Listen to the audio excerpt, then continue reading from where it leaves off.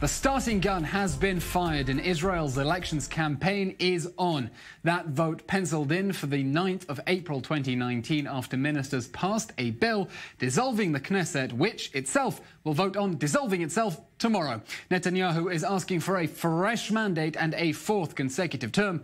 The Zionist Union and Yesh Atid are both vowing to unseat him, but all that as Netanyahu prepares for a possible criminal indictment in the middle of campaigning. And former military chief Benny Gantz wants to enter politics and shake everything up. Here in the studio we have our diplomatic correspondent Ellie Hochenberg, but first let's go to the Knesset, the Israeli parliament, to our diplomatic correspondent Mike Wagenheim. And Mike, members of the Knesset now preparing to dissolve the Knesset, give up their jobs and put them back in the hands of the public.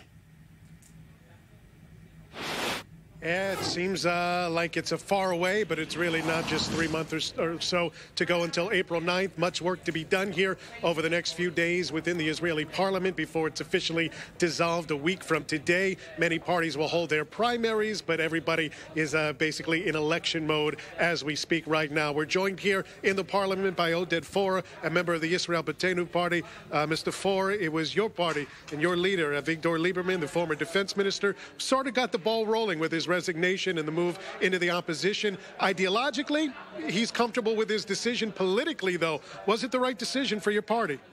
I think that the main question is ideologically and not politically, because we are not in politics in order to promote our political agenda. It's to promote our agenda, the agenda that the voters sent us to the Knesset for.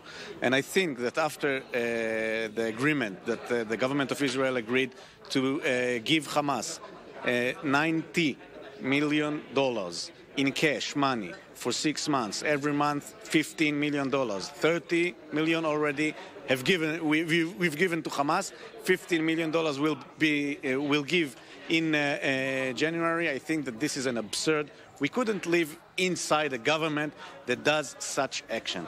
We want to be in a right-wing government. We want to be partners in a right-wing government. Of course, we want also to hold the Ministry of Defense. It's an important ministry, but in order to promote our agenda, not in order to sit there and to enjoy all the things that you get as a minister or as a partner in the coalition.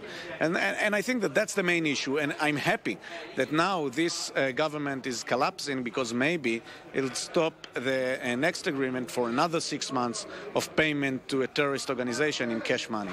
And yet the polls say, for the most part, we're going to wind up with the same government we had before. So if your Israel Beitenu party is able to make its way into what should be a right-wing government once again, according to the polling, what really changes? Aren't we going to be back in the same situation? I can't say what's going to be in 3 months from now.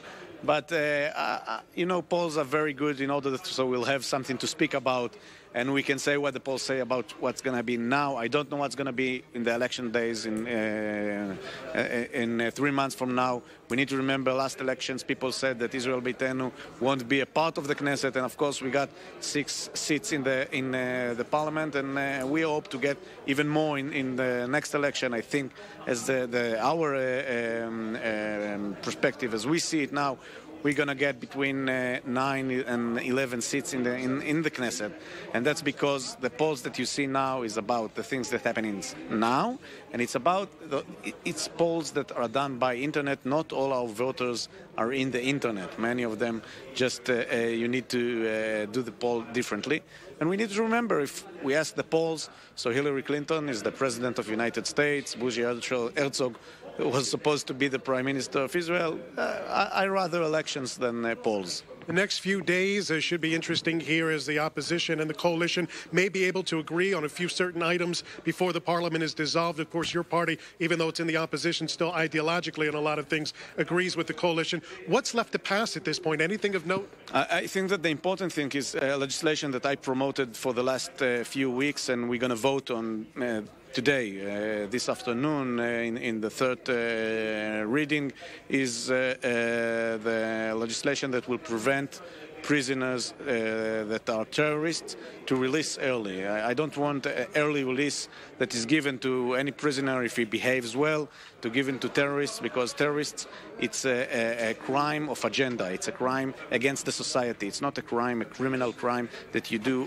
privately. It's a crime against society, and you can't rehabilitate terrorists. So we're going to prevent murderers and people that try to do murder in terrorist consequences. The ability to release early, it's an important legislation. I hope that we're going to pass it this afternoon, and I think that's going to be a very good end to this Knesset and to go to election. Oded Four from the Israel Beitenu Party joining us here in the waning days of this session of the Israeli Parliament. Back to you in the studio, Elon. Okay, Mike Wagenheim bringing us updates there as the Knesset prepares to dissolve itself, and all of the members of Knesset, like Oded Four, go back to the public to ask for another mandate. Over 100 days to go till the elections, and of course that's plenty of time for Israelis to make up their minds or change their minds on who to vote for. So let's take a look at one fresh poll from last night by Panels Politics for the Ma'ariv paper. The biggest party with 30 seats, Israel's ruling right-wing nationalist party, the Likud. Prime Minister Benjamin Netanyahu hoping for a fourth consecutive win. Coming second with 13 seats, a party that doesn't have a name yet and hasn't even been officially announced. Former military chief Benny Gantz hoping to be the big surprise with a new centrist party, although no one knows what its agenda is. Third place with 11, centrist Yesh Atid, led by Yair Lapid. Its support barely moving from last time thanks to the apparent entry of Benny Gantz into politics. Joint fourth place with 11 seats, Naftali Bennett's religious nationalist Jewish Home Party, identified with the Settler movement, and a coalition of small Arab parties, the joint list led by Ayman Odeh.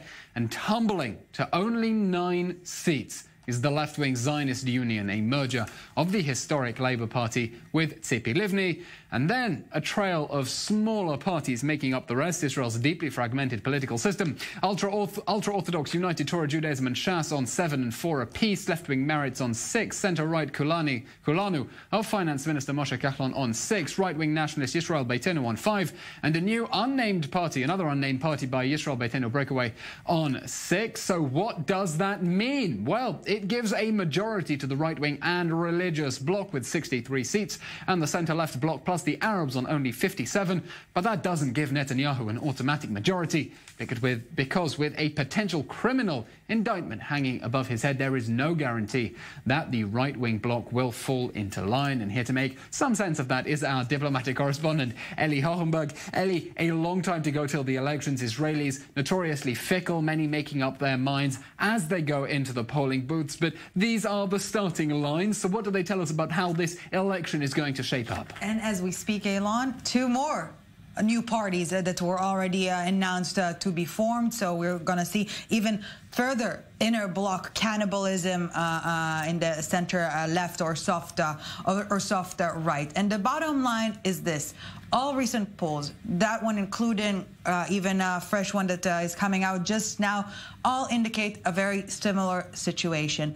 Even if the big explosion of the coming elections, the Benny Gantz joining politics, will not change the overall political landscape much. We're talking mainly about inner bloc cannibalism and not about... And that's the big question of this election. Is there anything that could shift votes from the right to the left? Maybe that's going to be the indictment that could be presented against the Prime Minister, those criminal indictments.